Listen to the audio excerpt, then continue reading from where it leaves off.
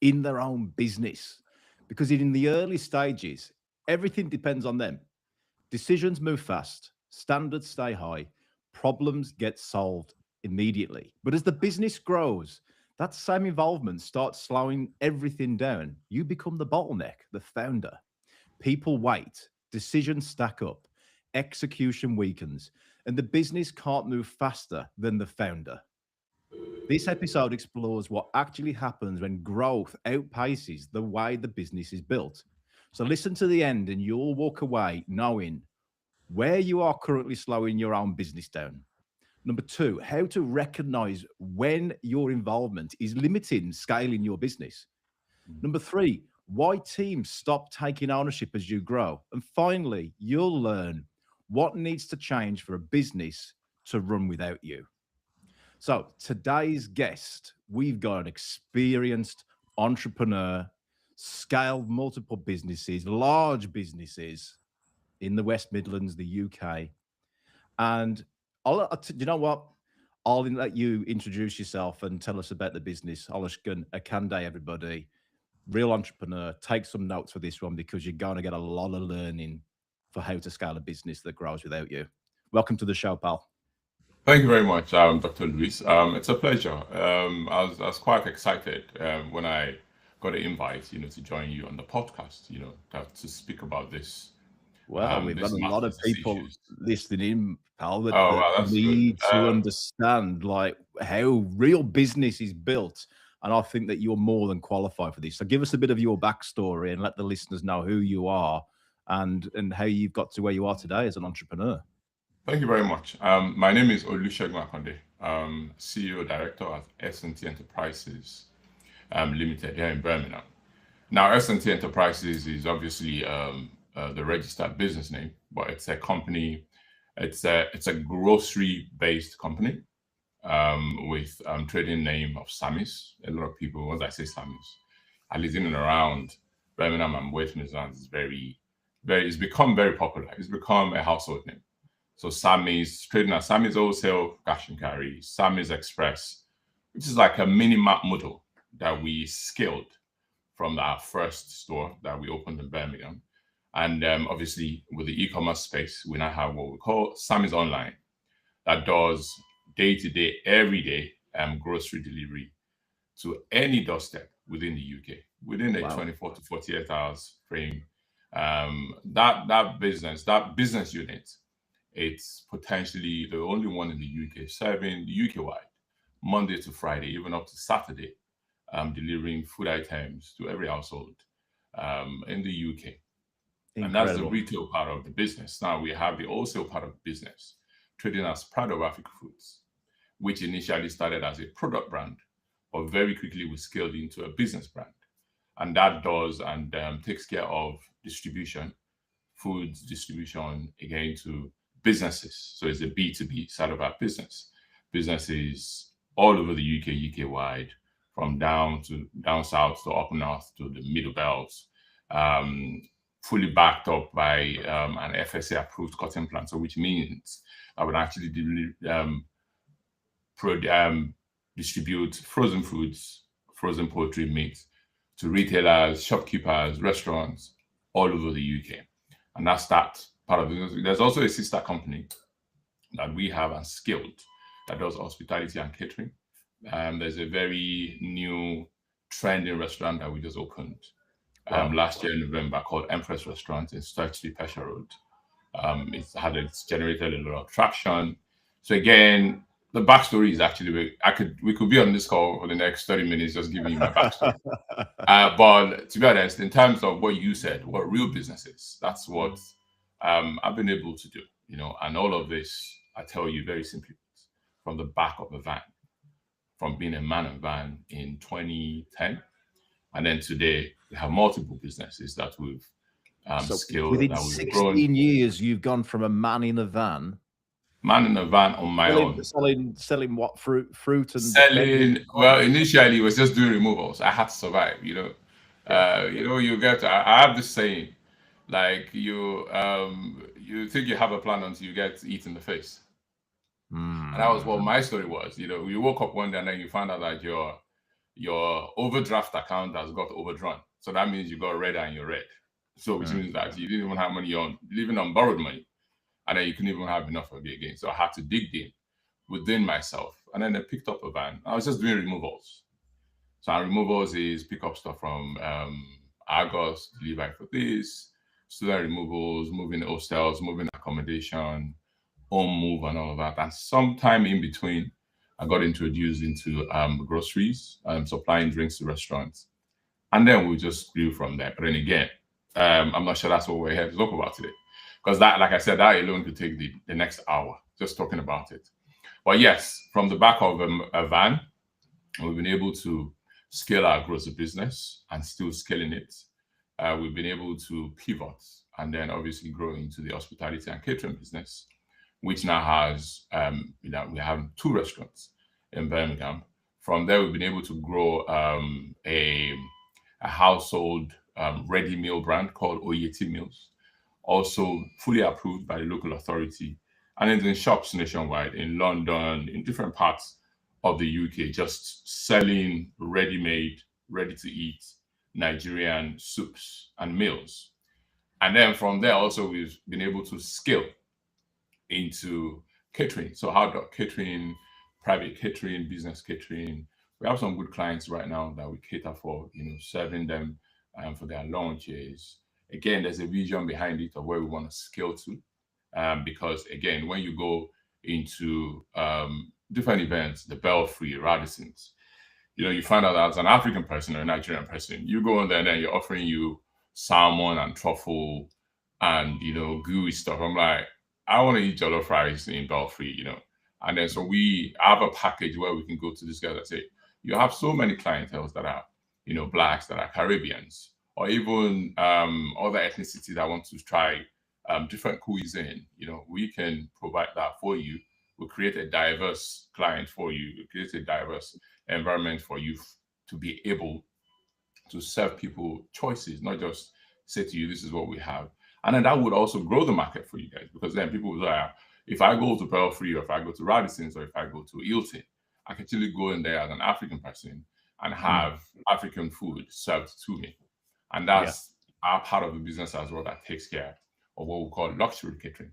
So you found like a niche in these luxury events, 100%.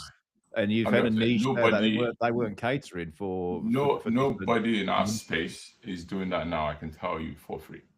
Wow. A lot of people sort of do their catering from their homes, or maybe a small unity around that. But in terms of that presentation that allows, big names, big hotels, big conferences, we've done a lot of weddings. We've done receptions at Edgbaston Park Hotel, and then again, you had to have the right process and structure to be able to get into that space. You have to have your indemnity. You got to have your insurance. You got to have your licenses. You got to have all your food certificates and all that. And that's what we imbibe into our business, and that enables us grow and scale. That even give us solidity, because then people know that at least if people were doing business, we know that we're reputable, and we can take accountability for what we do. Yeah, so it's not as easy as just having a business idea. You went from, okay, here's, I've got to make some money. You said to me that you arrived in the UK in 2007, if that was correct. So 2007, yes. Yeah, so in 2007 and in 2010, you went from man in a van, doing what was needed to be done to make money, but you was at the first early stages of entrepreneurs. And I think that's a big, heavy lesson for a lot of people here, that this is a journey that people have to go on. You need to be able to pay the bills before you go and do these big dreams in business. But then you spotted a niche, and then it wasn't just about, okay, well, here's a certain market that we can go and sell to.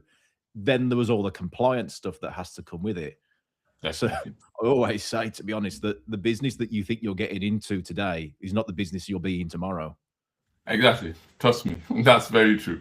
And in my time, there's a data or the statistics that says that 78% of small business owners, they start without a mentor.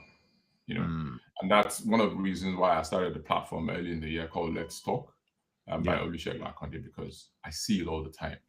Even in the smallest of conversations, just standing in my stores, and then somebody comes to me and says, "Oh, I'd like to do this." The first 2-3 questions that I ask shows that they haven't really even done the right research or sought the right advice or Yeah. have the right Yeah. mentality going into it. And I invite them for further conversations. And then I find people either totally change their mind or stop doing it or evolve and come back again. Mm. So which is like what you said. It's very important that you understand that it's not where you start from that you potentially end up with. And where you start from is one of two things. There are two parts to this. Is that you make it and then you grow and then you scale, or you crash and burn. Or you're just let me say three parts. Or you're just there, you just play two and you have nowhere else to go. And you're wondering potentially sometimes why life is dealing you whatever cards. Sometimes you start blaming other people for not having achieved certain things or making excuses. But I don't do excuses. I say to people that the day you realize what your problem is, that's the day you start to find a solution.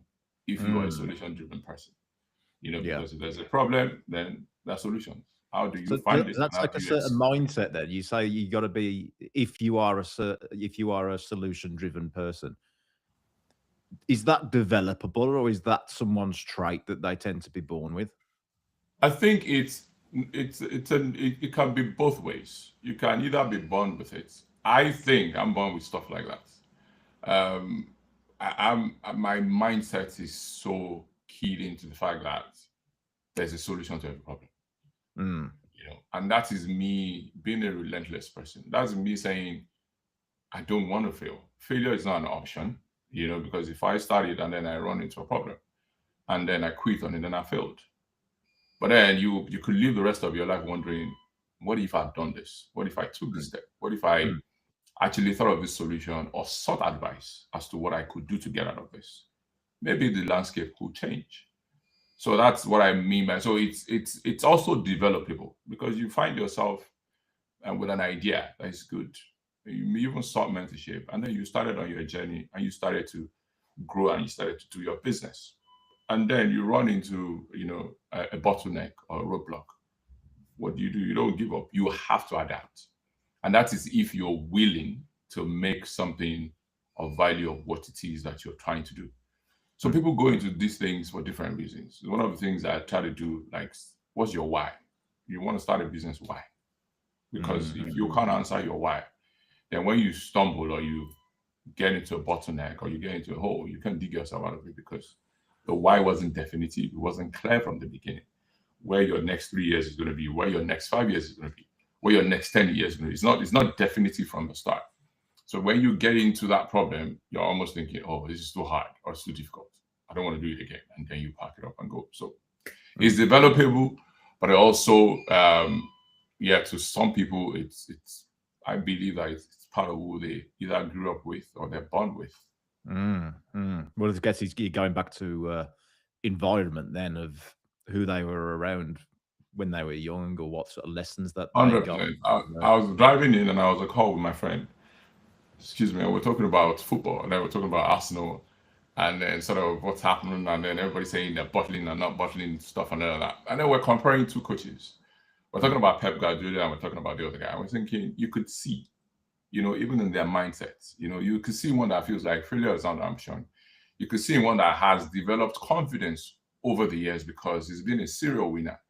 Non-winning is not an option. Even at scoring a goal yesterday, he still wants them to do more. You could see he knew they were going to win the game, but he wanted more with it because he's seeing down the line that it could come to goal difference at the end of the season. So he wanted Mm. them to score more goals. So it's like that where, as somebody with experience, as somebody with a desire, as somebody with a different type of passion, that there's different ways that you approach things that you come across in life.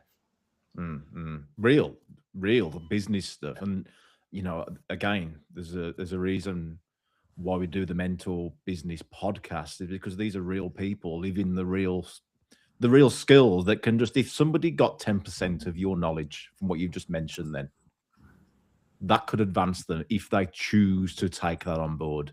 So I think there is a part of this here as well is that if you think you can or you think you can't, you're right. Yeah, Don't you it's true. know? I drew up an analogy, and I said that And I took that from, I was driving to Heathrow one day and I saw Virgin Atlantic, there was a post. It says something about either mentorship or franchising or something. It says, Mm, why start from scratch when you can stand on the shoulder of, experience or something? And then I mm. tried to break it down. And I said to myself, I'm 6'3". And I'm They this. get quite a big boost when they stand on your shoulders, right? Yes, exactly. So I'm 6'3". I have embedded in me a wealth of experience, a wealth of issues. Trust me, I've gone through everything. I've stood in front of magistrates in this business, representing the business. I've had audits. I've had every single thing that I could tell you. I've had, environmental health issues, concerns, different bits, and all of that. Where if you say, for example, you want to start a grocery business, and then you come to me. So what you're literally getting is, with everything that I am, that is in me, that I've done over the years, that I've gone through, that I've been come out of, over the years. And even with my vision and what I can see and how far ahead I can see, I didn't say to you, or then you come to me and say, I'm willing for you to mentor me. And I said, yeah, don't worry, stand on my shoulder. What that means is you're literally standing at a place much higher than where you could have been. You're standing up with a lot of experience, a lot of advice, a lot of network, a lot of options that you wouldn't even need to labor for in the first place, because you're standing with or on somebody that has done it over the years. Now, here's the bonus on it. Because you're now standing, so my height is doubled or added 50% to yourself. So which means that you can even see further ahead than I can see even today. Again, like you said, if you want it, or if you feel it, or if you do that. I think one of the conversations I want to really drill in on my platform is mentorship and education. It's very critical. It's Mm. very important. And I was saying that I think that was going to be released by the end of the week. I was saying to people like, what are you willing to give for it? What are you willing to commit to it? And I was saying, because a lot of people, and this is like what you call the elephant in the room, where a lot of people like the free stuff, yeah.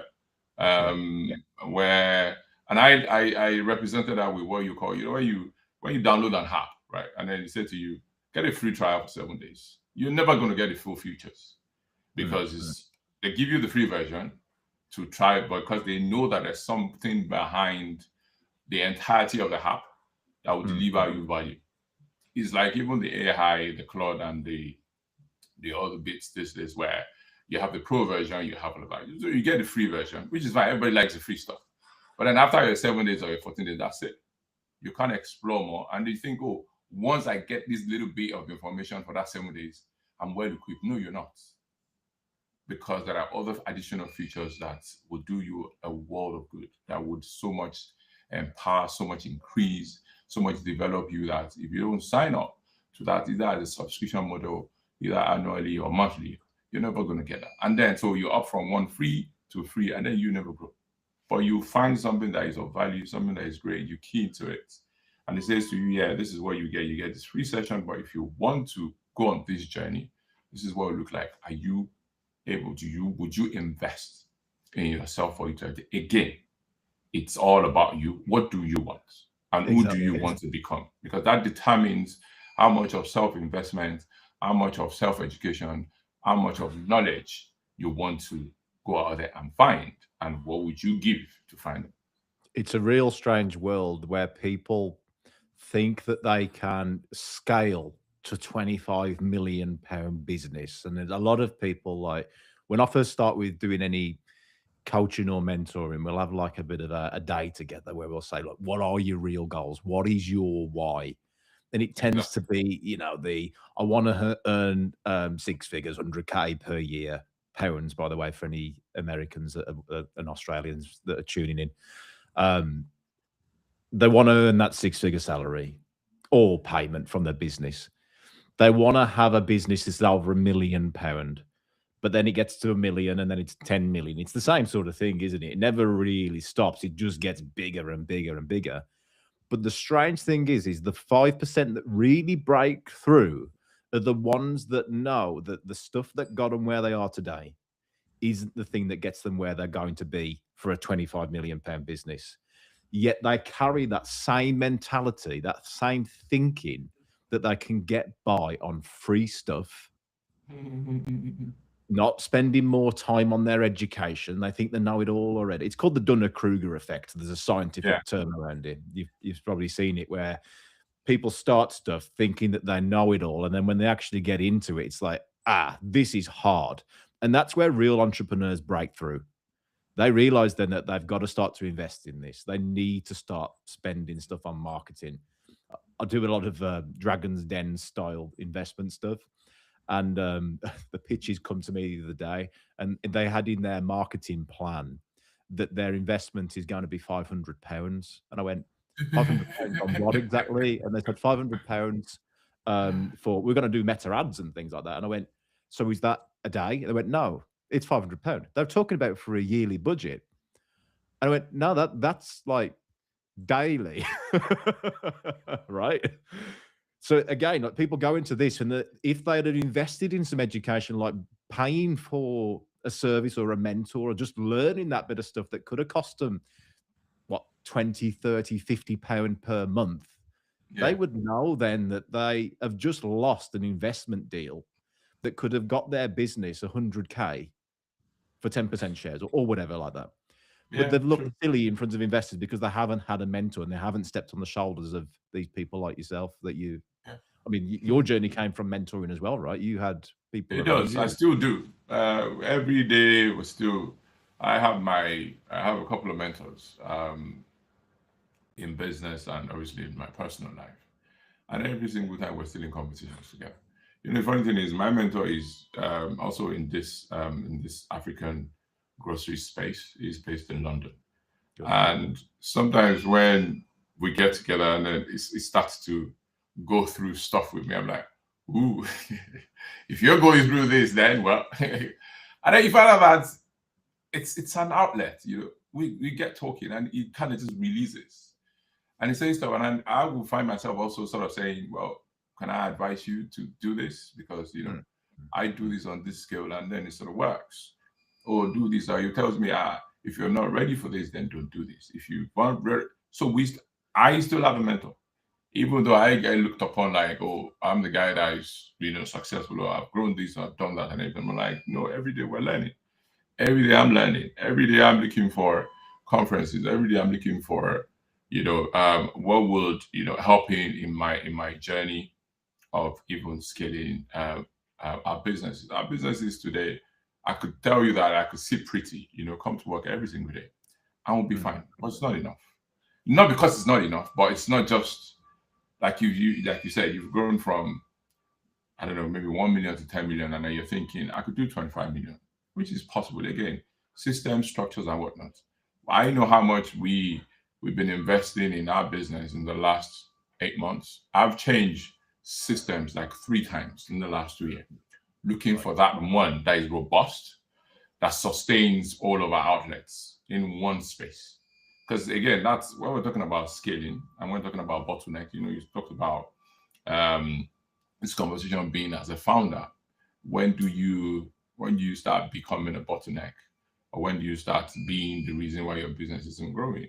It's one of those things. I never want to sit in my business 9 to 5 or 7 days a week or whatever it is. Even though, yes, as business owners or entrepreneurs, we probably run the weirdest time slots. You know, you probably wake up really early, you go to bed late, and you know, we don't have the luxury of clocking in and clocking out. I think I'm one of 100 plus staff. There is no clock or yeah, exactly. I don't have a schedule. I look at my, so we have the HR platform, and they say, "Oh, you've logged 0 hours this last 6 months." I'm like, yeah, I don't want to go to bed. Difference, isn't there? I don't want to around HR and being an entrepreneur. Yeah, so they don't work together. No, they don't work together, you know. So, and I believe in just letting people go with the structure and go with the flow and go with the process, because it's that. Like I always say to my people, what we do here is wash, rinse, repeat. You know, we have our SOPs, we have our policies, we have, you know, the daily stand-up. We have the things that make every department work together with each other. We have ownership structure. We have responsible people structure. We have all of those things. And that enables me just sit in my office and have conversations like this. Sit in my office and looking for funding, looking for investments, looking for the next big thing. I travel the world, just product sourcing. We have products from South America, Ecuador, Colombia, Vietnam, China, Uruguay, from everywhere in the world, Europe. About 3 or 4 weeks ago, I was still in Poland. We visited 3 farms and factories. It's a big place. As every drive was like 2.5 hours. Even the guy that came to pick me up from the airport spent 2.5 hours to come to pick me up, and then 2.5 hours to drive back. So we spent time in his factory to go and get lunch. We drove an hour to where it was, and then from there we drove an hour or so close to my hotel because the next 2 factories I wanted to go the next day are closer there. And then from that factory, it took me 3 hours to get back to the airport. But people don't know this, They know that. They don't know even sometimes what you have to do, to keep your business going on and developing it. So I know how much time I invest in the business. We also know how much, even in funds that we're investing to enable us be able to scale without, You say it's about investing in the business, but is this cliche to say this? Because I don't want to just fall into the cliche working in, working on. But that stuff there that you just mentioned, do you consider that working on the business or working in the business? Working on the business. Because working in the business is, how most people do it. You're the marketer, you're the procurement officer, you're the front of house, you're the everything, right? Yeah. And people do it for different reasons. Number one, it could be at the stage where your business is, which is fine. So if you're just starting out, and it depends on the kind of business that you do. If you're in tech and all of that, you probably need a one-man team. If you are the visionary, or if you are the coder or the programmer and all those things, yes, indeed. But even at that, how do you go from just being you to a 2-man or a 3-man or a 5-man? Before you start going into a 5-man or a 10-man team, then it means that you're serving a purpose, which means that there's an increase in demand on the service you're offering. So then it means that the time that you're dedicating to it is not enough, so that you need to get more resources. And then that's how you grow. So to all of that, that's really key to all the people watching it on TikTok right now. Yeah, that is really key. So we've listened back to that part of the podcast when this goes live, goes on Spotify. Yeah, so to be honest, it's just that, and that's what mentorship does for you. It sort of guides you in knowing where you're at and what decisions you could be making at that point in time that either could be detrimental to you and your growth or not. So I believe in organic way of doing things, right? Even if it's going to take me 3 years or 5 years, it's got to be sustainable, because once you do it organically, then it becomes sustainable for you to do. So when you're at that stage, you're working in the business because you're the one that's typing stuff and whatnot. I've worked in the business. I've been a butcher before. I've been an offloader before. I've been a packager before. Every little thing within my business, I've done it before. You've done it. But then obviously as demand got on, and then you needed more people to come in, I also were giving people a chance. So at a point in time, we now have a butchery team that I don't have to get involved in their training. I don't have to do anything else. So they have a team lead that sort of takes care of the training, and once one person is proficient and confident enough to use the machine, signs them off, saying that yes, you can do a shift on your own. And that's how it is. So in that space, I don't have to be in that space for the next 5 years or 10 years, because there's a team structure to it. And there's a process structure to it from start to finish. From when you recruit, you give trial to people, and then give them the offer trial letter, and then to completing it. We have our own in-house HR officer that ensure that all of these processes are happening. You have, as at a point in time, I could use my tools. I knew what product, I knew all the prices in the store, every item in there. I knew them. But right now, I go onto my tools and I'm like, sorry, how do you, what button do I press, or this or that? Because now we've got people in that space. They do their daily stands up. They have a team structure to it. We have a requisition stuff to it. So I'm sitting here right now. I have an inventory officer. I have a procurement officer. Every now and then I'm just saying, let's see what you're doing. Before you send that PO to a supplier, let me see where you're at. Let me see whether you're still following with the process. And what's that process? What's your stock in hand? What do you need? What's the turnaround of a product? You buy this product. And I say, if you're buying a product and you're not turning around in 28 days, then it's not a product that you buy X amount of. It's a product that you want to have because there's a few certain percentage of people that will still want and need that product, but you're not tying your cash flow down because you haven't done so. We do analytics against everything that we do. This product, Really how long interesting. ago did you buy it? How Yeah. long did this stay on the shelf for? Is it a product that you discontinue? Is it a product that you reduce by what, 50% of it? Is it a product? And then there are some products like we will buy tons of it every single month and it sells out just like that. That's then you spend money on.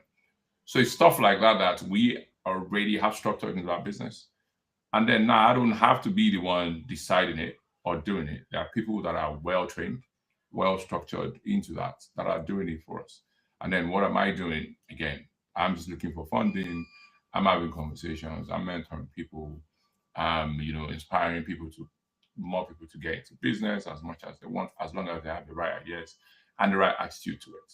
So me saying investing in it now it's even the time that I seemingly now have on my hands. I'm not just using it and just jumping around and just But if you saying, look at oh your journey from 2010, manning the van, starting a business, yeah, to now being of such extreme value that you've got to be really careful of where you spend your time. Do you exactly, spend your time doing mentoring of others? Do you spend your time working on the business and upgrading that system? And hey, we haven't spoken about this bit yet, but it's not just about putting the systems in place. You can lead the horse to water, but then making it drink. And you've hinted on that just then, where you said that a lot of your time now is stress testing, running little examples of like almost like undercover boss, right? I'm going to test to see that that person is following that system.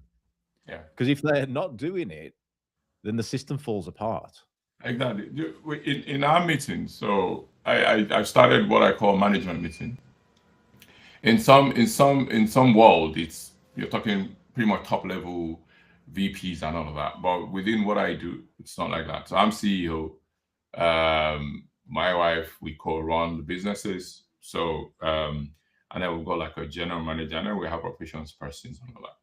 But I get them into a room and I call them management because they are the ones that are like team leading the other people. So I wanted them to start to understand what we see at the management level or at the owners level, again with the vision of where we are, where we want to go, so they can trickle that down to their subordinates. So that's that bit. Mm. With my time, it's not even so much of mentoring people. The time Mentoring that your I own internal team. When you say mentor, you're not mentoring other business. You're mentoring your internal team. Is that what you're yeah, referring to? so we do that. We'll do that on a daily basis. Like I said, I started at the start of the year. I call them like weekly meetings. We do it every Tuesday, 10 to 12, where we Yeah. sit down and say, you know what do we talk about? Each one of you, what's your last week like? What's your this Mm. week looking like? And what's the plan? So Yeah. that enables me see where everybody is within their team structure, what they are struggling with. Because I also understood very quickly that there's a lot of interrelationship within the teams. That and more often than not, people ownership. I needed for people to understand owning something. I needed people to understand what you call a 360 approach. To running your day-to-day operations. What that means is it's not that you just pass something on. Whatever you pass on has to come back to you. If it hasn't come back to you, then it's not completed.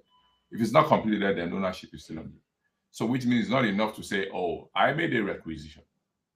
Now it's there for the purchasing officer to say, "I've done your requisition here. You need to chase it down. You need to hunt it down." So on your checklist, you need to say, "I requested for this, and I have seen it given to me." Until it's Mm. given it to you, it's open. Yeah. It's not handed. You can't close it.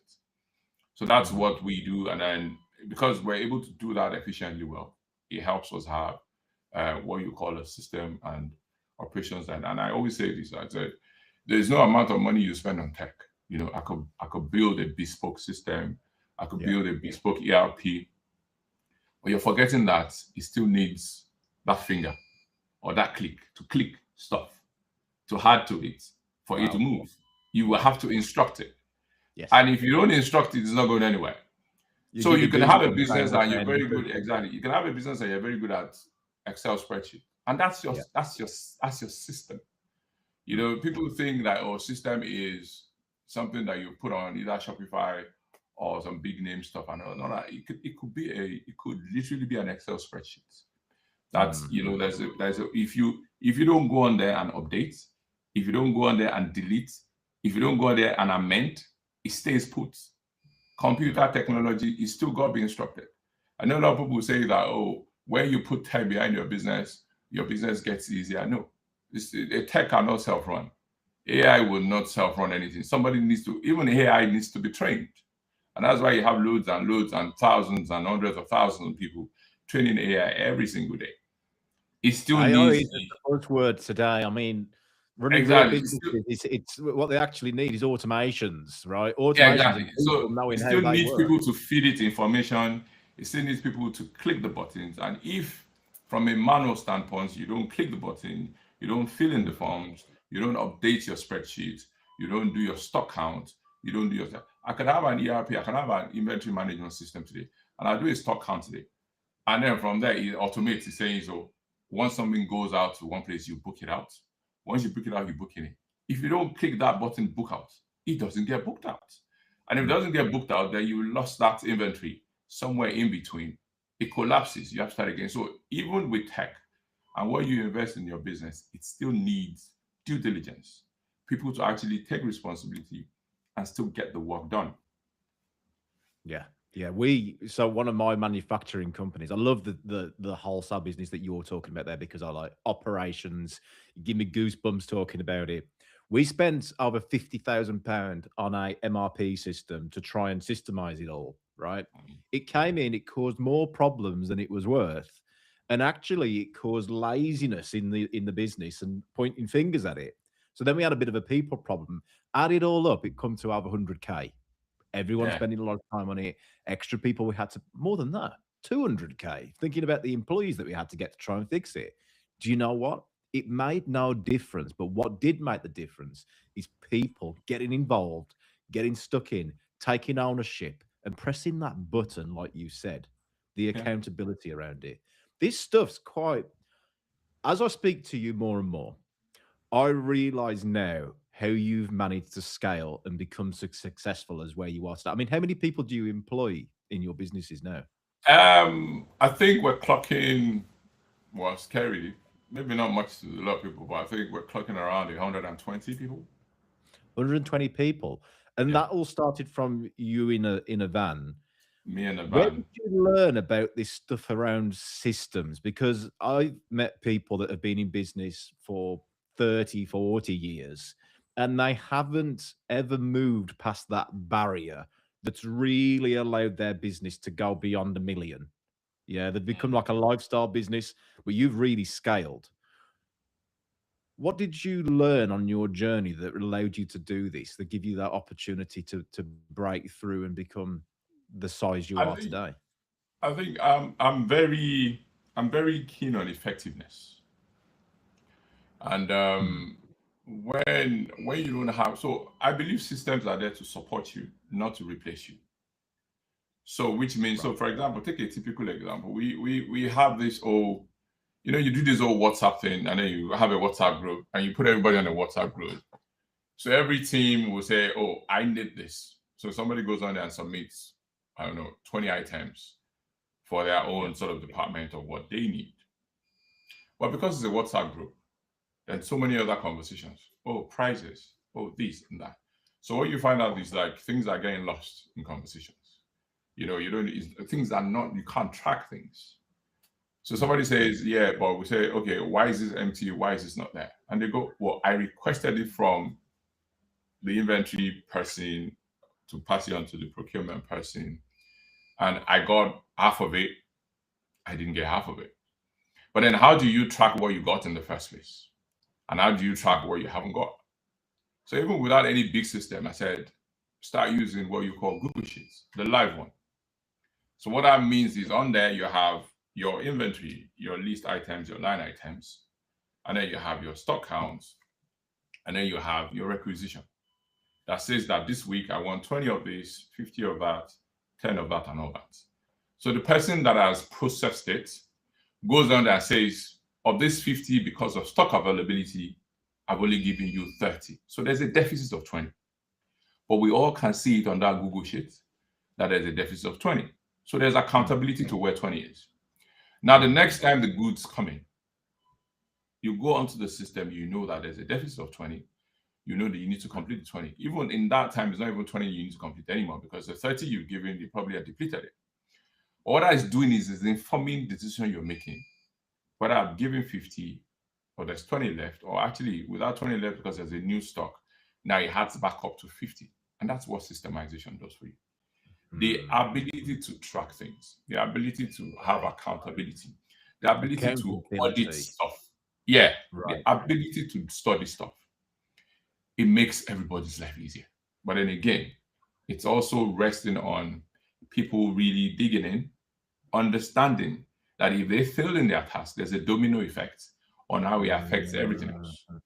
And that's what I found, that if we're able to lock into that, if you're able to say this is a process and a system that works, that makes your life easier, then your job will be easier. Trust me, if you know that your workplace is not as difficult, or is not as, you're under pressure all the time, it's a place you would love to come to. And there's nothing better than happy workers and happy staff in a work environment, because you've created an enabling environment for them to work well, succeed well, work effectively well.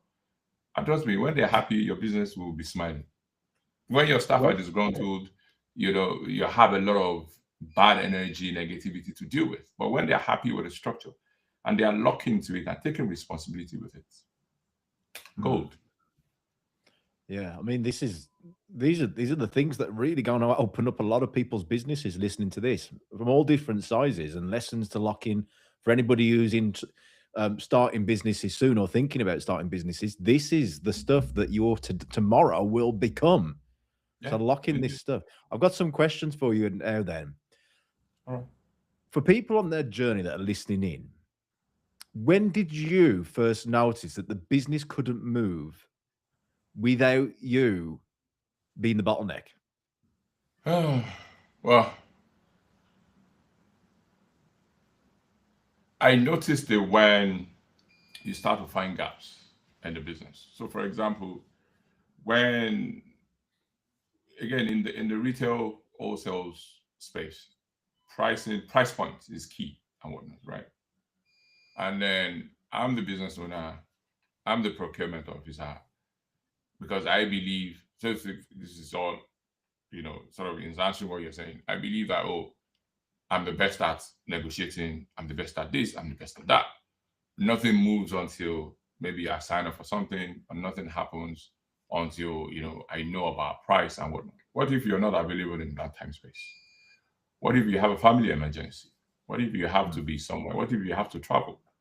And then you're in transit for, one of my journeys in China product source going to Ecuador, it was a 30-hour journey, flights. I had 4 stopovers.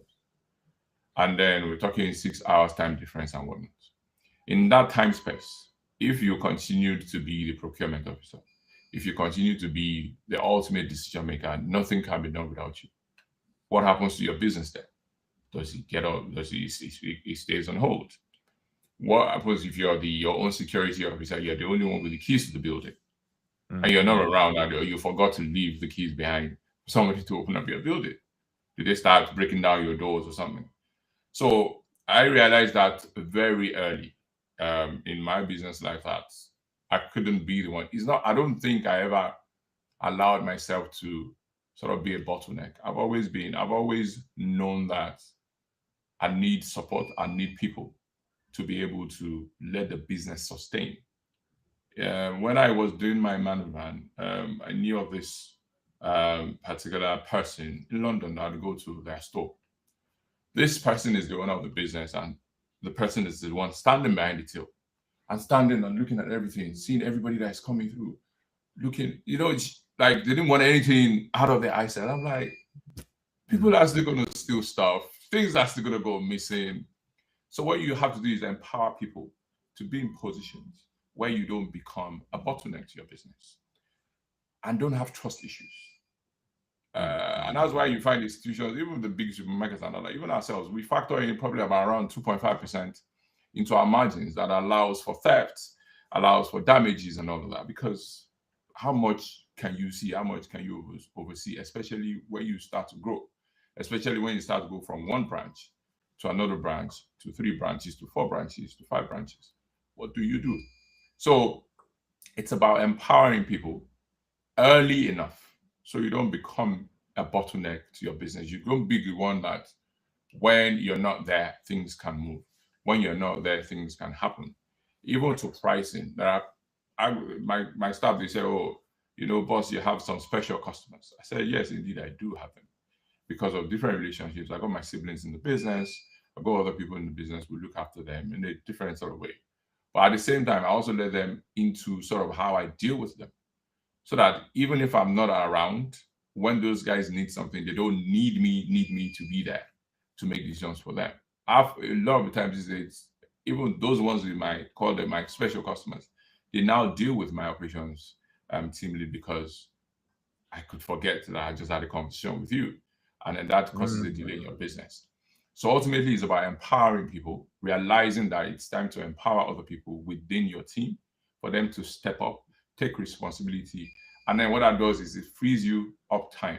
So when we're talking about working in the business and working on the business, when you empower people, when you put a structure to the things that you do, then people are plugged into that. They're able to then work and sustain the business for you. And then you can sit on top of it with oversight to what they're doing and then work on the business.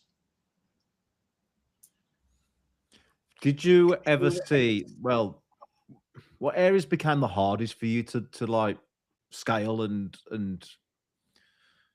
leverage onto other people, like people, cash, suppliers? Were there any sort of points where it was really difficult for you to actually, pass this opportunity, pass this ownership onto somebody else in the firm? Not really. Not really. I don't think so. Like I said, maybe that's what's made what we do or what I do quite unique. And why, even in terms of decision making and all of that, even when you, as a business owner or in business, you'd always have, especially cash flow issues. I know times where I will put out an instruction and say, well, in this time period, the biggest invoice would ever raise with any supplier is maybe 10 grand. So what that means is, we have to adjust things there and there, and then obviously, even from get-go, I've always had good credit rates. I've always had good relationship with my suppliers. And even these days, even if we run over 28 days, they just send a little reminder. And trust me, the moment I get that reminder, your bill is getting paid. So it's like that for me generally, where I tend to give you chose those suppliers, didn't you? At the end of the day, I mean, you got to take ownership here that you chose those suppliers. Yeah, like exactly. when people say, "Oh, I just can't find great people." Well, you've got a recruitment problem then, and you got to look into your own self really, and what does your system do to find great exactly. people, So like which finding is great what I suppliers. said. So which is what I said about happy workers, happy business, right? Even when you recruit people, it's a gamble because you're recruiting by a CV, right? Somebody sends you a CV, you look at it, you think you've got the qualifications, right? And then you have an interview, and then from the interview you want to catch some vibes. Is there positive energy? What's this guy like? What's this lady like?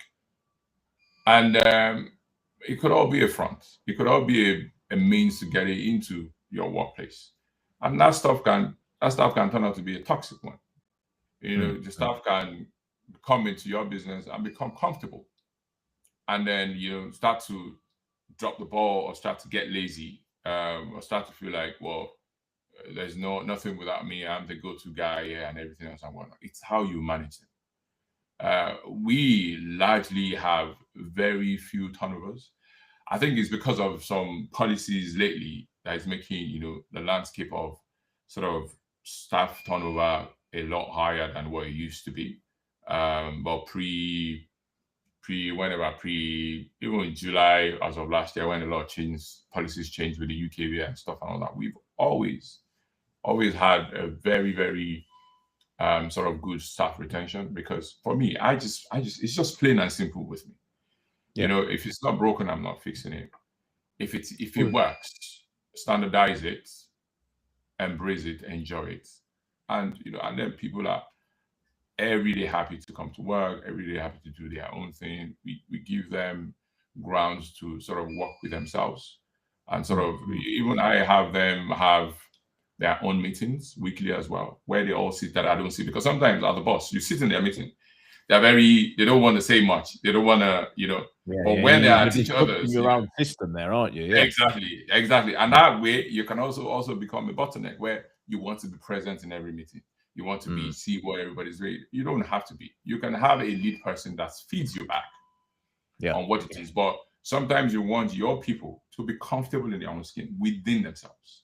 And that's one of the ways where you don't become a bottleneck in your business, where, you know what, you guys, you're the general manager, take all your team leads, have weekly meetings, discuss what's happening with you. So this one will say to you, your team, when I ask you for this, you don't give me your time. When you don't do that, this happens to me. And they say, okay, no problem, we'll solve it. This is what we do. They come up with their own solutions. So I'm one of those where you come to me with a problem, I'm asking you, okay, have you thought about it? What do you think? How do you think we need to solve this? If you were in my shoes, how would you think? I have my staff come to me and they say, oh, something, and I ask them context. What has brought us here? Where is this conversation starting from? Because the more you're talking about it, the more you start to envision what your solutions are. Like, actually, so with that means that you don't have to go to the boss all the time. So I give them that platform where, you know what, you don't have to come to me all the time. You can feedback. Because in feeding back, I can then say, yes, indeed, that's fantastic. But then I can also tell you, next time, add this to it or do this way, because this is a faster, more effective way, or give you somebody else that can help you on your journey. And this is the team building stuff. I mean, cliches. I've got a big hate with the stuff that we see on LinkedIn, because it's good stuff in the right context. Yeah. The things that could be shared, infographics and stuff like that. I mean, a lot of infographics are just ChatGPT or Claude making some stuff up now, but it's grabbing the information from somewhere. It's grabbing it from Forbes magazine. It's grabbing it from what's a big consulting company like McKinsey might find. They're working with FTSE 500 corporations. Now, you've got large businesses. I've got large business. Well, compared to them, they aren't large. So the issues that they're getting around team building, it aren't going to be the same context of what 99.9% of businesses out there, the people that are watching us on TikTok and YouTube and LinkedIn, it's not the same stuff. But we're taking those principles and applying it to the different context of what we think successful entrepreneurism is. The things that you've just mentioned there with team building comes from just have a simple dashboard in place for accountability. Just have the systems and SLPs that don't need to look like McDonald's, but just something that someone can follow on a day-to-day. Just have the build the dance floor and let them dance in it to find their own solutions to their development. Because when I've got an SLT team that runs some, different businesses, SLT team, I go in there. As soon as I go in and tell them what to do, I've now overridden all their work, all their authority. I'm now taking ownership. It's now Lewis's problem. That's not the game of being an entrepreneur. I think we've got to remember here, we're in the game of building businesses and being an entrepreneur business owner, working on, not the hustle mentality. I mean, look, there's a lot of hustle energy that's needed. But if you've got an employee mindset trying to become an entrepreneur, there's a challenge, because it's all about you being the A-star student, being the person who's got to have the answers for everything. Let the ego go. Be the entrepreneur. Yeah. What do you say? I mean, that's my opinion on it. And this is about having. I quite agree with you. Over the last weekend, there's a shipment that we're expecting that is delayed, and it has probably one of the most important products that we use for our business. So part of what with our grocery business, we run like a grills. We call it Sami Suya. So Suya is like grill type sort of how you have like jerk chicken with like Caribbeans. In Nigeria and Africa, there's some called suya, so different meat cuts, that chicken, fish, and everything else. And then you marinate in this special spice called suya Mm. spice. And then we Making me literally hungry run talking out. about this right now. Yeah. Yeah, and then so so we last year we opened a new store and a new restaurant side by side. So I'm sure people in Birmingham are very familiar with Pesha Road, Sturchley. Mm. Now we occupy the old Dog Pool Hotel, very notorious. That building, that ground floor, had been empty for more than a decade, Wow. and we just brought it back to life last year. So we first started the grocery store, and then half and half, one floor, about 3,000 square foot, divided into Wow. the grocery store in front, Sammy's Express, and then the new Empress restaurant, sort of a wall between the two of them.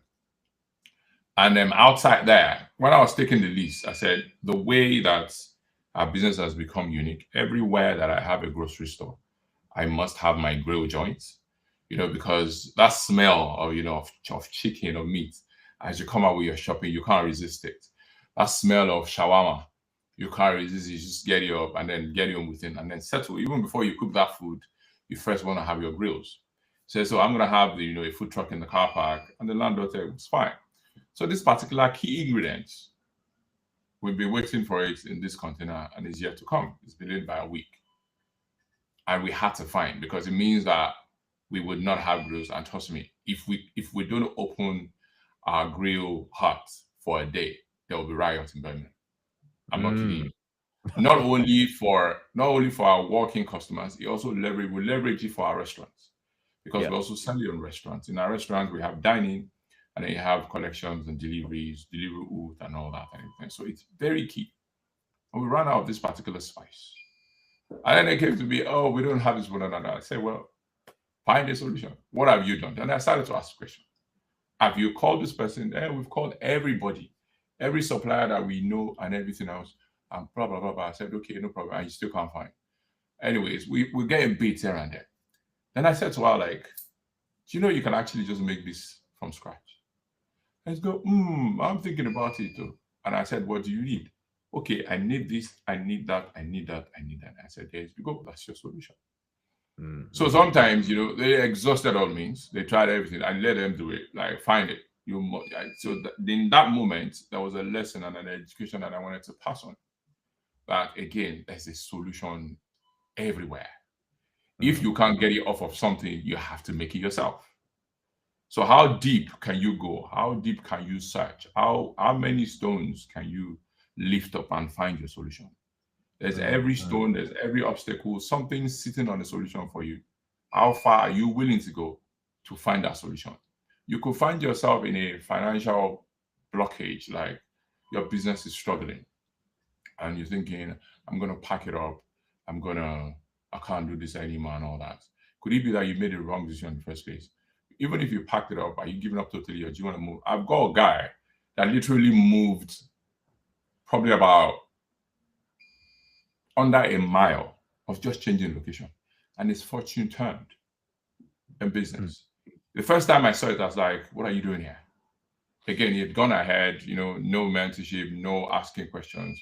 I'm readily available. They see me all the time. They go like, oh, I'm thinking this. What do you think about that? You didn't do that.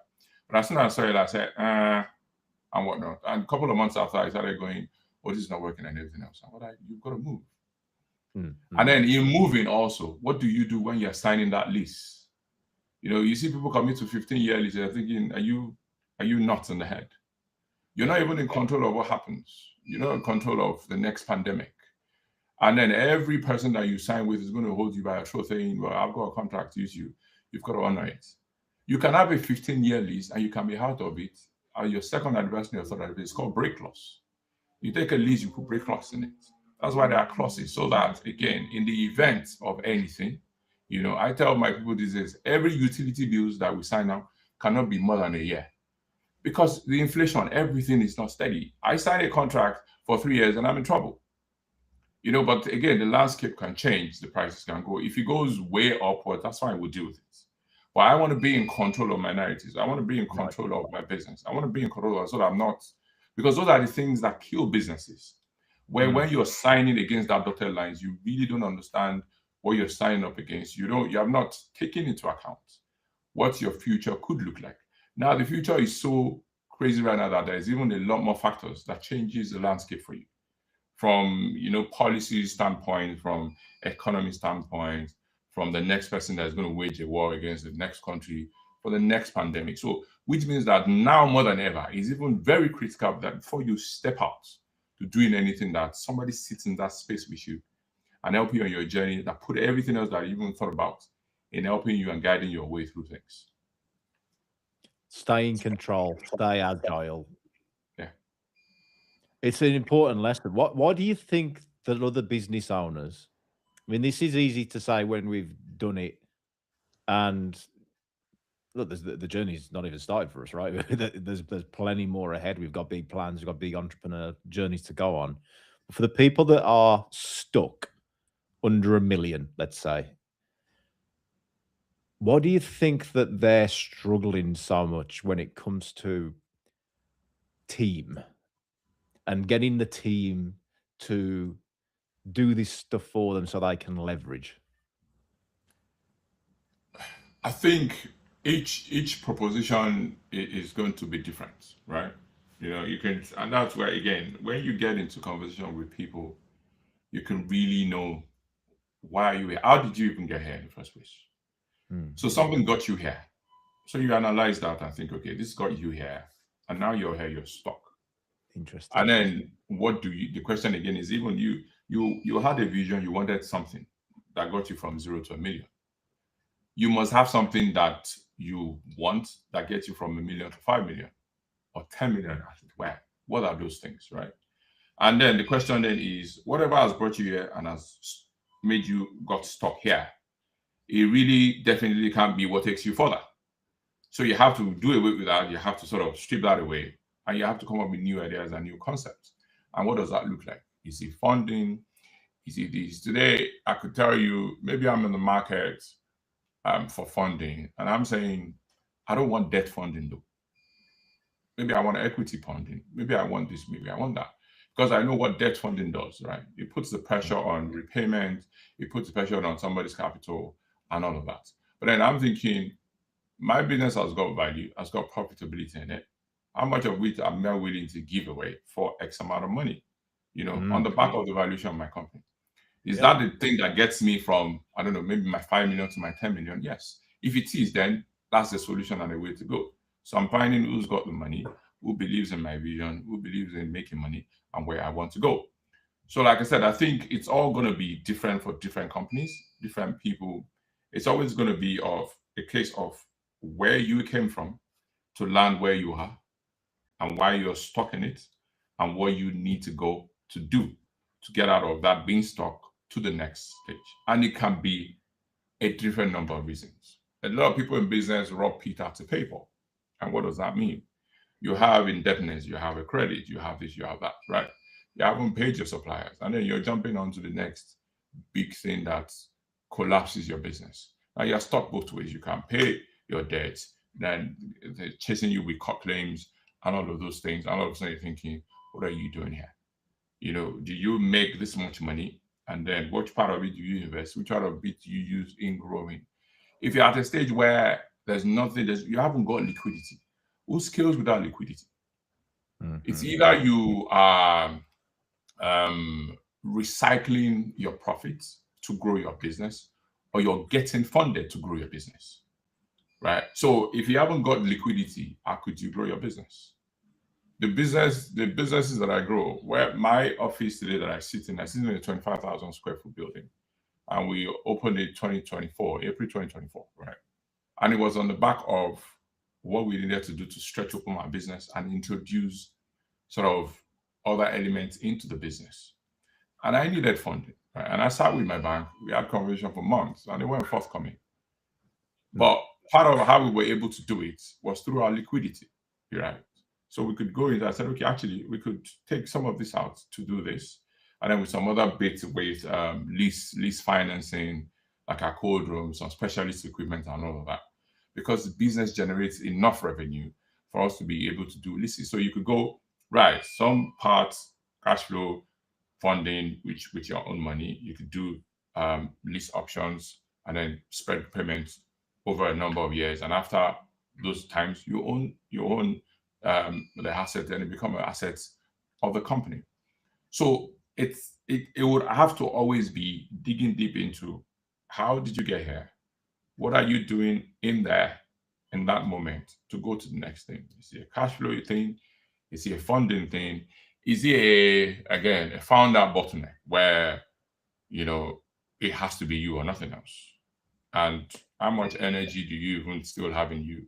How much, or even you as a founder that believes that everything has to come through you or be through you, what development have you done to yourself? How much more knowledge have you gained over time, apart from the traditional way that got you where you got? Have you evolved, with business? Now I use AI, now I use Claude. And I say, oh, do this for me, do that for me. Now you're having this conversation with this stuff and whatnot and everything else. Some people today will still tell you, oh, AI is this, AI is that. I'm all like, you've got to evolve. Things like AI are never going to go away. How do you evolve in doing that? I'm putting together like a pitch deck because we want to start doing sort of franchising of our grocery store. And then I thought everything in my head, what I thought was right and everything else. And then I passed it on to my wife. And she goes, nah, this is not going to work and everything. I said, what? And then she had plugged everything, all my ideas into which AI was this? Now maybe Claude. And then he broke it down, right? And he says this, that, and everything. And then I went back and I read it. I said, true. I took the things that were critical and important within it. I adapted it. I understood it. You used it. You didn't do it for you. Yeah, I used it. I adapted those information, and I made the changes. And eventually, everybody settled, and we're happy with what we have on the table. Again, for our next stage. So it's all of those things. Where are you getting your information from? What's your support network? There's just a lot of questions in that space that must be answered by the person that is stuck. Listening to you now, though, I think there's also a bit of magic here that a lot of people, we probably take for granted, but a lot of people that are going between 100K to a million and then to 10 million, you're very good at this. You mentioned a lot about the questions that you ask yourself and the reflective times that you're giving yourself. Yeah. Where the people that I meet that are very proud of their 70-hour weeks that they're working and now they're hustling this and hustling that. Look, I'm all about hard work. But that hard work also has to have some hard work. Probably the hardest stuff is the reflective time to ask yourself these tough questions. Because this is what I haven't even prompted a lot of the stuff that you've been saying today, but you're showing at me about, you've asked yourself this and you've thought about this and where is the next constraint in your firm? What got you here? What's going to get you there? What's blocking us? This is magic that happens in an entrepreneur's brain, but you've got to give that time in your diary to do this. How do you find that time? Is there a structure or time of the day that you do it? Or? Yeah, I find time even within work, because sometimes it's when you're dealing with some of the issues that get brought to your table, and I said to myself, take a pause. You can have what you call a temporary fix, right? Where you're going, okay, this has happened, let's fix this quickly. But you have to go back and say, what's the root cause? Because sometimes you find yourself in a place where you really shouldn't be or you didn't need to be. Or either through one thing or another, maybe through one carelessness or maybe a work member, even sometimes your own decision that you've made and hasn't worked out well. You have to be able to do what you call root cause analysis, where what's brought me here? You have to take that talk. And I do that different times of the day. I could do it in conversations whilst I work. I could do it anywhere. And I'm sure like you probably find yourself, you wake up 3 a.m. in the morning because that thought was in your mind before you go to bed. And something in your subconscious just keep working and keeps about it that. And you're thinking, gives you the answer in the middle of the night, right? Yeah, exactly. And then you wake up in the middle and say, yeah, that's it. Some people won't embrace that moment. They'll say, I've had a really bad night's sleep. I'm like, I had a really good night's sleep. Yeah, exactly. I woke up at 3 a.m. It's mindset shift, isn't it? Yeah. So, and then again, it's how do you feel about waking up? Some people would wake up in the morning cranky and whatnot because they thought they hadn't slept well. Sometimes I say like sleep is overrated because sometimes a lot of my solutions come in my sleep, in my subconscious. Where maybe sometimes I look forward to sleeping because I know that I'm probably going to sleep half of the time. Because I know when I wake up in the morning, and then that's why a lot of the messages to all my team leads and my managers, they come like 6 a.m. in the morning. I thought I was expecting you to say that then. We are running joke in my firm. In fact, a lot of my coaching clients now, mentoring Yeah, clients, we yeah, have, it's a bit cliche again, but we do have like the 5 a.m. club where we've just started talking to each other on Teams and yeah. WhatsApp now. And that's just the way that we do it. It's not to say that every coach in the world does that. I mean, some say, you got to make sure that your phone's off at certain times and you don't work after 5 and things. I'm like, no, we're real entrepreneurs. We work You're not. when we If work. you, You speak to me whenever you want, pal. Here's my if, WhatsApp. Speak to me whenever. even when you're working on your business, even when you're not hands on, why are you turning your phone off? Yeah. I say that I'd rather be available to very quickly provide solutions or options to whatever it is that's come up than Mm. try to do the old righteousness, like you said, pride, ego. Or I've been this, so I couldn't do this. I've got to turn my phone. Sorry, you turn off your phone at 7 p.m. and whatnot. When you turn it back on, you're gonna be dealing with it still. Yeah, even Anyway. more. And Yeah. you could be a lot worse off when that phone Right. gets back turned back on. A lot of things could have really gone really crazy and whatnot. And then it's gonna cost you a lot more. So Hmm. sometimes it's not about any of those things. A lot of what people hold there, they're so irrelevant. They're so costly. A lot of principles that people hold in there. And that's why sometimes you're not ready to be an entrepreneur. If you're ready to be an entrepreneur, you have to be available. Um, Whatever. I could look up at home that there's been because of a new restaurant, because of sort of the way it's become. We just wanted a very nice, cozy, very well designed, thought about restaurant. And then it became what we call fine dining, these dining. We've hosted birthday parties, we ordered Western reception. 2 weeks ago, we had somebody come to do where marriage proposal, got on his knees, because it's such a beautiful place, right? But then Amazing. because it's at the initial sort of new stage, I like to be in there to see how the people are working in front of a house, how they're serving customers, their attitude, their approach to things, just to again get them drilling. Because now it is time I can do that. Because once I do that, they know that the structure as a process, they get praised for it. Then it becomes a culture and a part of them. Then I don't Right. have to be in that space all the time. For about a Yeah. week, I wasn't in there, and then I went in there on Monday, and my restaurant manager says, "Oh, boss, it's been a while. You left us alone." I said, "You're fine. I spent good time with you. I see our reviews where we have probably about 90 reviews from November, and we're on 4.9 percent in terms of review. On TripAdvisor, we are like two Well reviews, we have done. That's 4.5. brilliant. Yeah. So but then I could be at home at 6 p.m. or 7 p.m. and I just check the camera and I see, oh, the restaurant is busy. Well, what you're And I saying there, though, is that review thing, that scoring is part of the accountability and tick it is. sheet of I, feedback, I right? take it, It's I not just take like, it, I oh, take it, I take it really personal. I'm yeah. like, it's one of the conversations that I have in my meetings. Like Mhm. those reviews, you may think that there's just a review, somebody ranting. No, before somebody would rant, something has triggered it. You get some over the top, unnecessary, crazy stuff going on, but even People that, just want something free triggered food, it. right? Yeah. So I'm not going to be going after that person for, not even giving me a chance or something. I'm going to see beyond what they're talking about and then Mm. go back together and said, okay, this person has said this. Yeah. What happened? What triggered it? And then what are we going to do that it doesn't happen again? How Mhm. very quickly it is. We've had as That's a good problem with as an restaurants. improvement log, isn't it? That's part of the Yeah, as good system. as the restaurant have been, we hosted a group of people, and then some of them weren't happy, with the service and all that.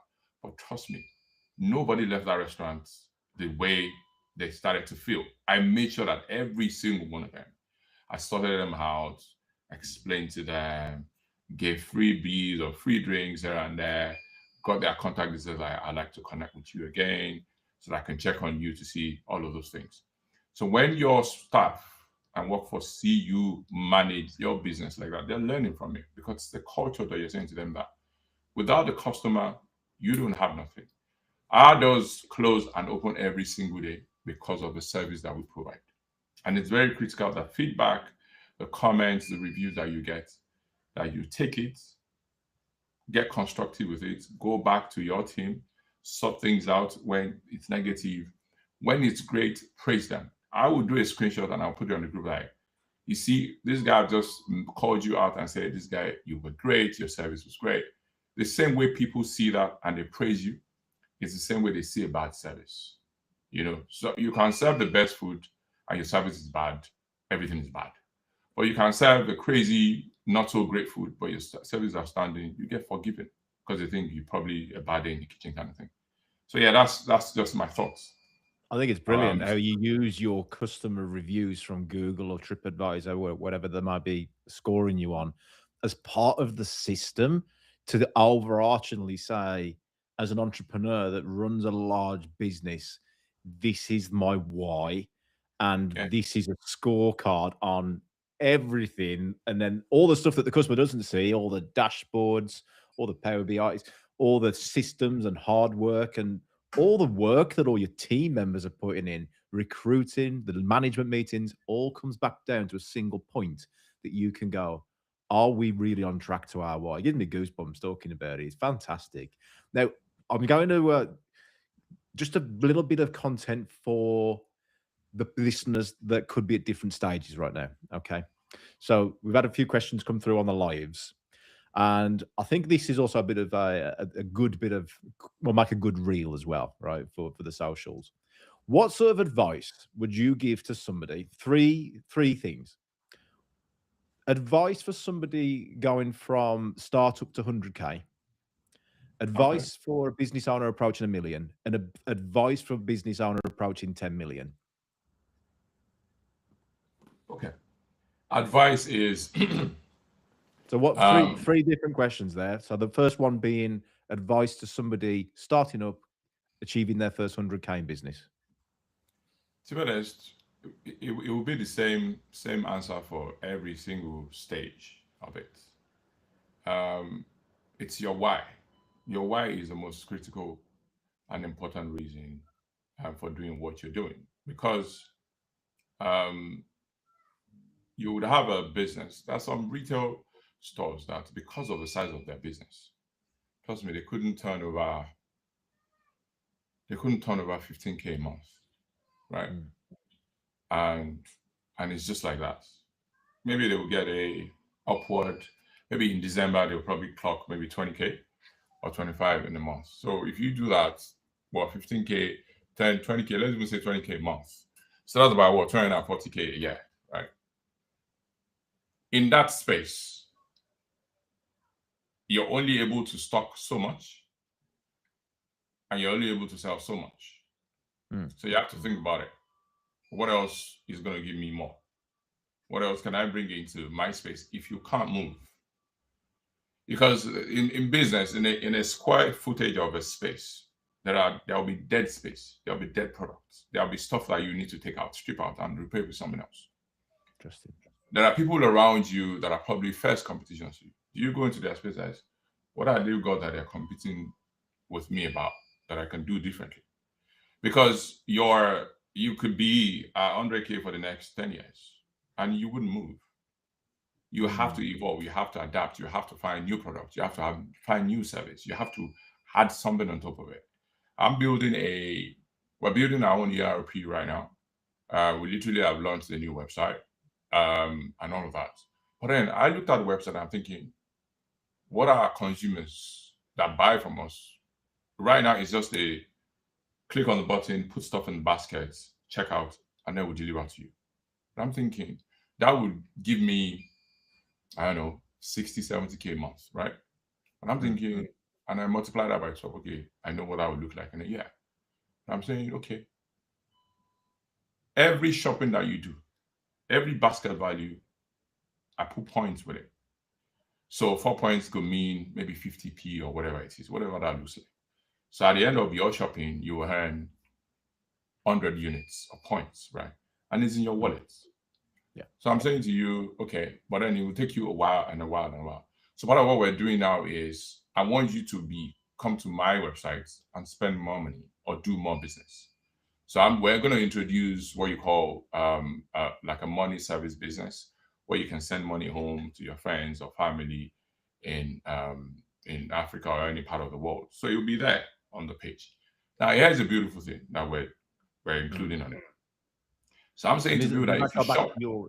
Does that go back to a why? I mean, that's a yes. choice. So yeah. So Easy. when I'm saying actually, when you accumulate so much points on our website in your wallet, you could go in there and then your points equates to £100, and you can take that £100 and click on the button send money, because to you that £100 is free money to you, because you haven't. The only way you've earned is because you shopped and then you paid, but then you got rewarded with it.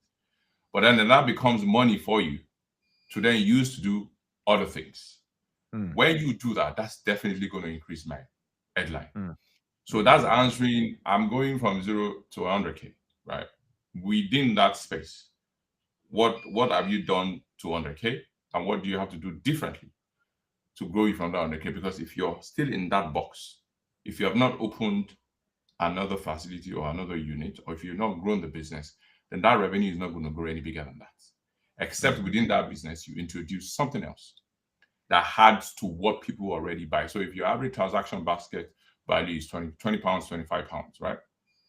But that's what people come in to buy every day. But when something new gets introduced to it, then they add that to their basket value.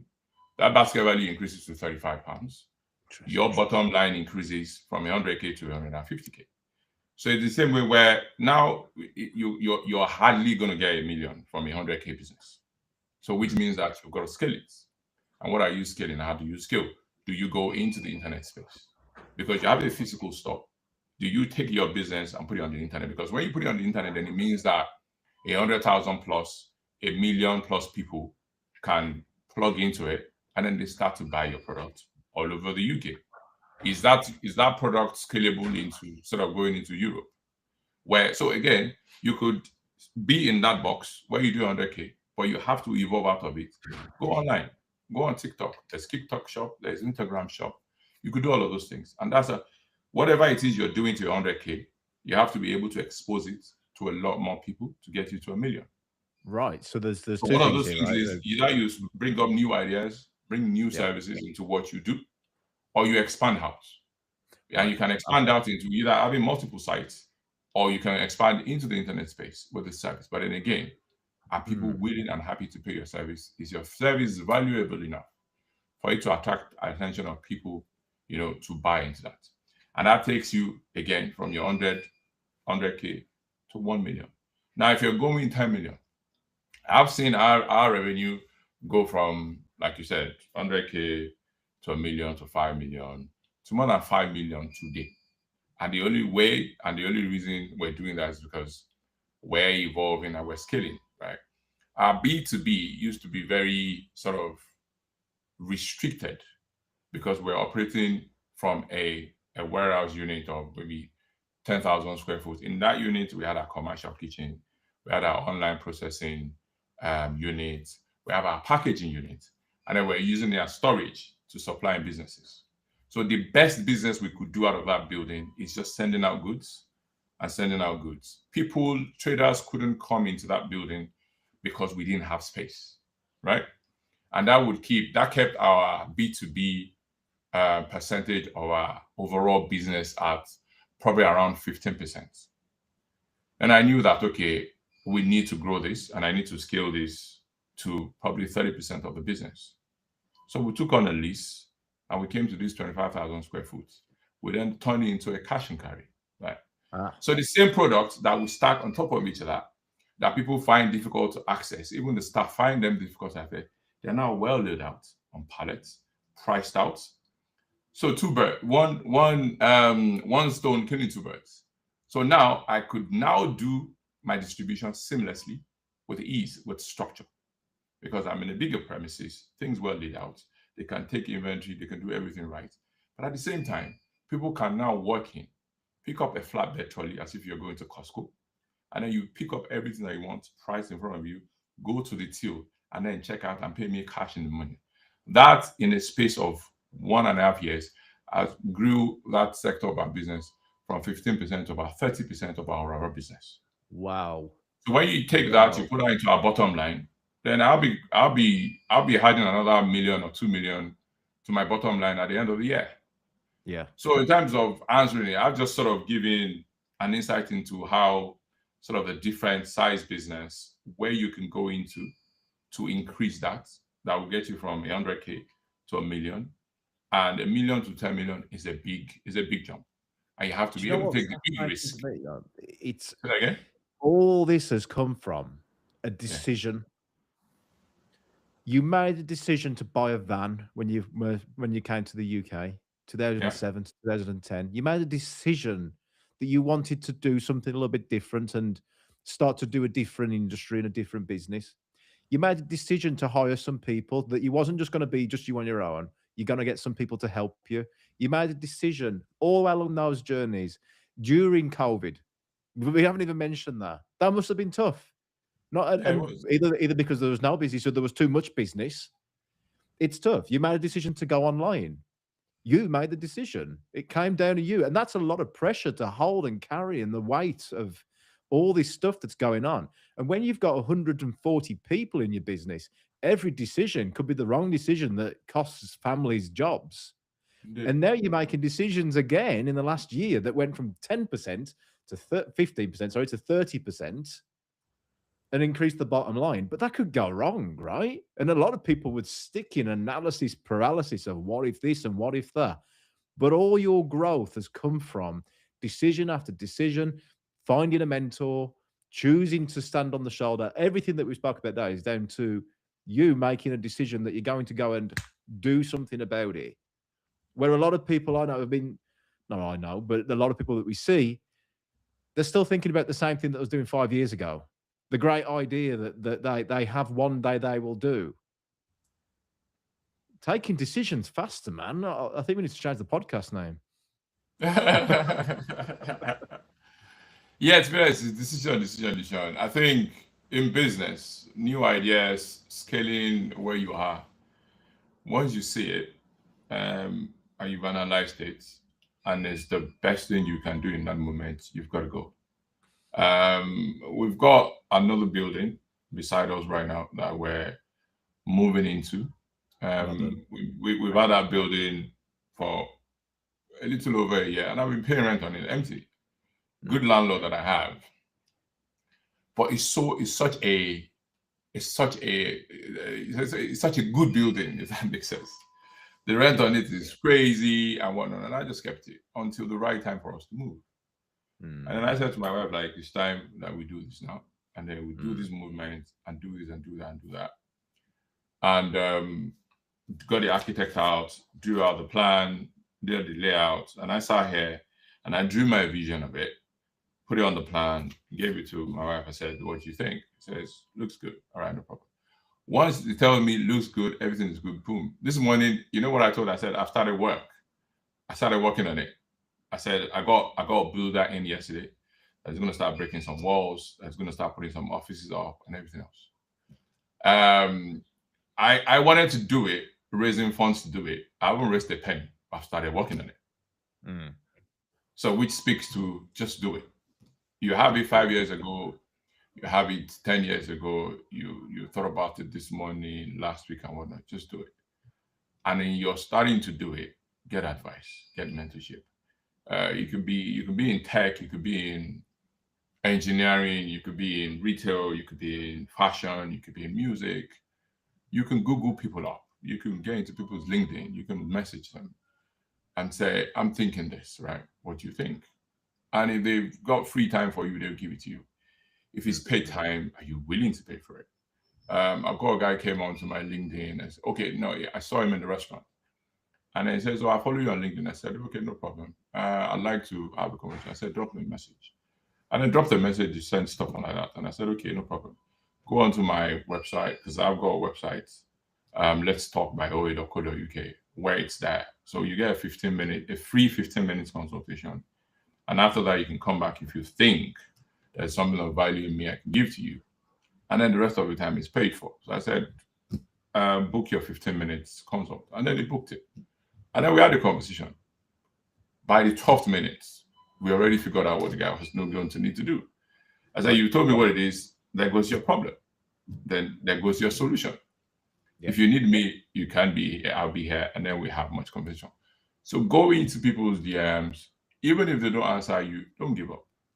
In the space that you are in, it's not one person that knows you all. Do it all. Knock every door that you can find. Wow. In this world that we live in right now, don't just go it alone. Don't think you know it all. Don't think, and then please don't think any idea is a new idea. There's no new idea. We're all just reinventing the wheel. Exactly We're all right. just Exactly. adapting and making things better. You're in the mentoring business. Mentorship has been hundreds of decades, 2000 BC, Right. way before. Don't Now. And you're still here. overcomplicate it, right? Exactly. I looked at your company. I see other mentors, business coaches on there. I told my assistant, would like to work with with this institution. How do we do this? How do we do that? You're still there. Somebody's still going to come after you tomorrow and still put a new twist and a new vibe to mentoring, or making a business of it. And that's what it's all about. And then it's all about getting into conversations, talking with each other, asking questions. I gave an analogy in a place that I went to speak. I said sometimes, we have Christians, we have people that believe in God, we have people that believe in different things. And they go, oh, my prayers aren't being answered. Oh, I wanted to do this. I have this idea, but I haven't got the money, right? But then somebody sitting beside you every single Sunday that you go to church or something, or in a gathering or an event, and somebody has got money, but they haven't got what to do with their money. It could just be one conversation, one line. I say, oh, right. That's a brilliant idea. Oh. And then they go back and say, oh, yeah, will 50K do it or 70K? I say, oh, yes, he will do it. And then you form a coalition. You form an alliance, a partnership. You understand each other. You set the boundaries. You sign contracts. People get into partnership agreement. They don't sign contracts. They don't have liability against themselves. So people can just up and leave because nothing is tying me to it. Nothing is holding that agreement, solidifying and legalizing it. So there are different things that people make mistakes on, that you can get guidance on from the start. And then before you know it, a partnership is formed, a business is birthed, and then it can grow into anything and whatever it is that you can find. And that's from communications. That's from talking. People to people, right? It's people to people. And let me shock you. Let me shock you. In that conversation, when it came to question and answer time, somebody asked an anonymous question. He said, sorry, today I have 70K in my account and I don't know what to do with it. Can you advise on what to do with it? I said, there you go. And I said, is there somebody in the crowd that's got a business idea that needs money? Find out who that is, plug into it, sell yourself, let them understand the value in partnership and getting funding for you. And you never know what would happen from there. So, yes. I think some of the easiest businesses, that the most successful businesses I've owned and coached have been some of the most simple, just done with more modern ways of thinking about it. Because if someone can do it 20 years ago and they haven't needed to grow, imagine what you could do with that same business, but with the information that you've got today at our fingertips. Now, another part of this is another pet hate of mine as well, is that, not a hate, I respect them for it. There's a bit of jealousy there, I guess. But everyone looks at like the Stephen Bartlett's and Hormozes of the world and things, and the Tony Robbins, and massive respect for them, Yeah. Yet they are, first of all, not in the context of what you're doing, and they're not living the same sort of lives. Flying around on private jets to go on podcasts all the time isn't the same as like me and you will rock up at home tonight, see our children and have to pop to the shops on the way back to fetch some milk and bread.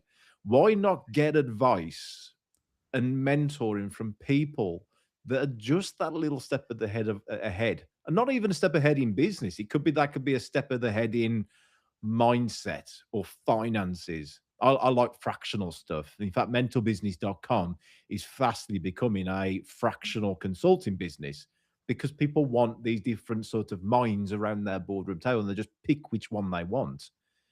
But they are out there, like you just mentioned. if there's somebody on LinkedIn and they're offering you a 15-minute sit down with them, I don't know about you, pal, but what I tend to do is that within 15 minutes, 30 minutes of having a coffee with someone, I'm like, you don't even need me. I'm not going to get you into some sort of sales pitch. Take that advice. You don't need a mentor. Just go and do something. Yeah. It's about doing the right thing, I find. Yeah, indeed. That's very true. Yeah. Do the right thing more often. And I think the big lesson I've had from you today is what else is getting in the way that we need to make more decisions on in Exactly. business and Yeah. life, right? Yeah. You make a decision, as it is with anything in life, you make a decision about your health, you make a decision about your finances, you make a decision about everything. So even if it's even in career, you make a decision Mm. that you're stuck here and I don't like it. One of the hardest thing to find, service to find today is like handyman services. I couldn't Handyman. find a garden. I could not find a gardener, like literally. Mm. Sometimes go months and months looking for a gardener. I'm booked out. I'm not available. So what does it take to garden? A lawnmower, a trim, edge trim. Sometimes go on YouTube, how to. And then you're stuck in a job, you're not happy with it and all that. If you gather tools, if you think I'm a grafter, I could put my hands on the tool and run without looking back and whatnot. Start a gardening service. Advertisement. So, You go on Gumtree, you do all those things. well, And then here's you my come out of opinion on that why job that, that's okay. Say here's that my again. opinion on why it doesn't work, why that doesn't work. Yeah, exactly. They Look will get, within, look within you, look within natural skill sets that you have. yeah. I So the got into hardest the thing, one reason. Sorry, one yeah, reason I picked up a van is because I know I have mm, special skills right, to box things and load things up. I could yeah, put a pallet, and when I say a pallet, it's 1,000. Well, not necessarily 1,000. I could put a 6 foot high item and probably 4 foot wide item. I could put in a 7 seater. You'll be shocked. So for me, I've been to houses before when I was doing man and van, and say, "Oh, you come with one van." I said, "Yes." I said, "Oh, it means we're going to do 2 trips." No, you're not. You're moving from Liverpool to Birmingham. I'm not going to go back twice. And I do a walk around the house. I said, "We'll be fine." And there are mm, sofas there, there are gas cookers there, and there are fridges there, and there are clothing and everything. I said, "We'll be all right." By the time I'm done and I shut the door of that van, everything in there, they look at me like, "How did you do that?" And I was getting a lot of referrals from that. So sometimes, mm. and that's within me. I didn't have a job. I looked within my natural skill set, what I have ability to do with ease. And that's what started me on my journey. And I'm here today. So Yeah. sometimes you're in there and you kind of just need to do something different. You need to look within and come out of what's not making you happy and just take a chance on yourself. So here's my take on why, from my own experience of having external people, they need work all year round. Then all of a sudden it gets really sunny. Everybody wants a gardener. Yeah. So they Yeah. feel busy and then they will go, well, why haven't you grown this into a business? Oh, because so and so customer and you can't find great people. And it's a seasonal thing. Well, if it was you sitting in this seat, entrepreneur, how would they think differently? Rather than saying I can't do something, you would be saying, how do I get over this seasonality thing? How do I get over this problem where everybody needs me in the first few months of the year? How do I get over this problem when my people aren't turning up on a Monday morning because the laborers that you're employing are hungover from the weekend? How do I get over this issue? There is a solution to everything. So it's not just Everything. a case of like go and get a lawnmower and start mowing. It's thinking like an entrepreneur gardener. Yes, it is. Yeah. With that, to be honest, again, if you pick up that in summer and you get busy, if you have an entrepreneurial mind, as you're leading into autumn, you're already thinking, what are the trees looking like? The leaves are going to drop. Someone needs to clear them up. Right. Someone needs the blower. It may mean that rather than cut grass every 2 weeks, you only attend to that garden once a month. But even in that, which is what we're saying, that you can't stop and rest on your laurel. Within that, you also have to evolve. Yeah. Before you know it, who says you can't be a good carpenter? Who says you can't be a good plumber? So which Exactly. means that, and trust me, in the winter, pipes are always going to get blocked. Things are always going to happen that needs removing and fixing and whatnot. So why say, oh, this is what I'm good at, this is my trade, and that's all you think? You evolve with someone else. If you have the skills to even do your own DIY, then you have the skills to grow it and then read about it, learn about it, be better at it. So you don't go knocking or hanging a TV on the wall and you hang it with the wrong stuff. And then the TV falls down and breaks, and then you have liability. Know your skill set, right? Exactly. It's like you're walking So into our house there, by the way. Yeah. year I in, want year to know out, if you can get anything even off in that. that, even if you started off with something, you have to then ensure that you also evolve, you learn, you develop for times that those services may either dwindle or not have it, right? And then it's same thing with restaurants and opening. So the new restaurant, I just pivoted, or I just did something else, because our first restaurant is so busy, very busy within the city center, student environment, and all that, and everything else.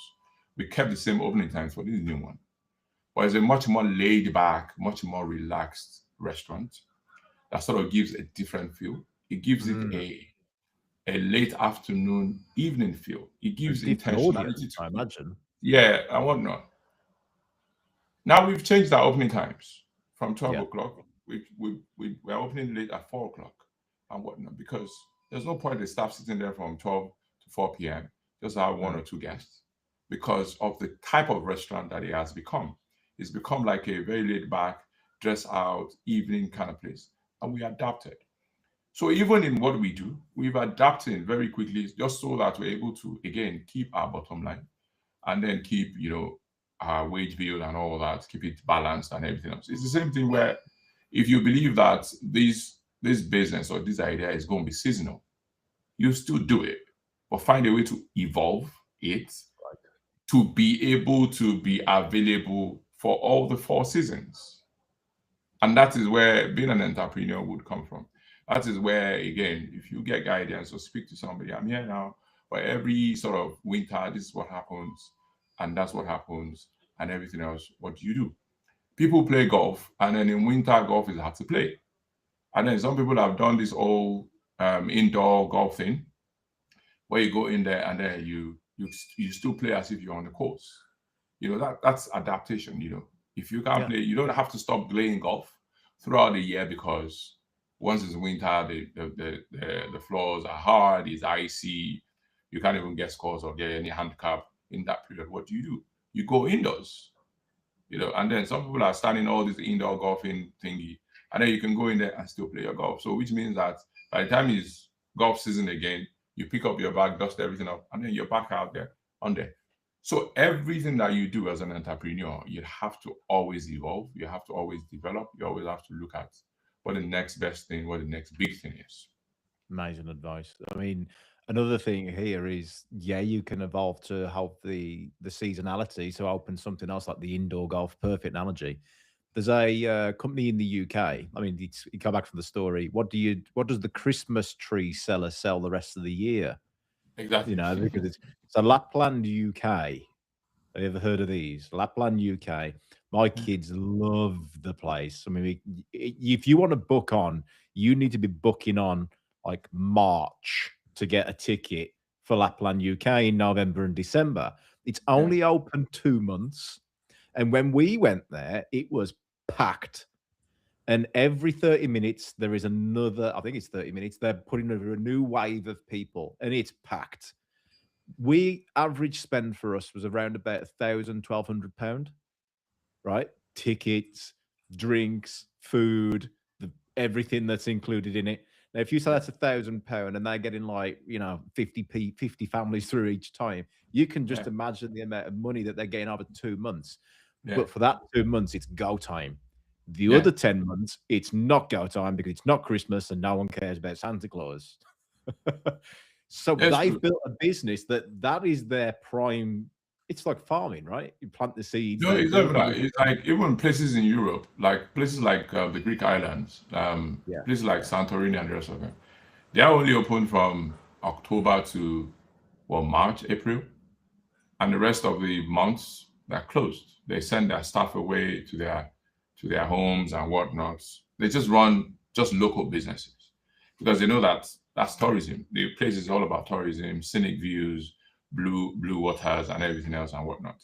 And that's what happens. So it's either what you're doing seasonally can give you a big bottom line, enough to sustain you for the dry seasons where you wouldn't have much or you have trickles.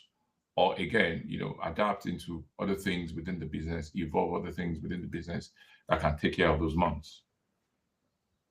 Yeah. Again, think like an entrepreneur. There's always another version out there of somebody doing it. These are the Yeah. lessons. If anyone else can do it, you can too. The only difference is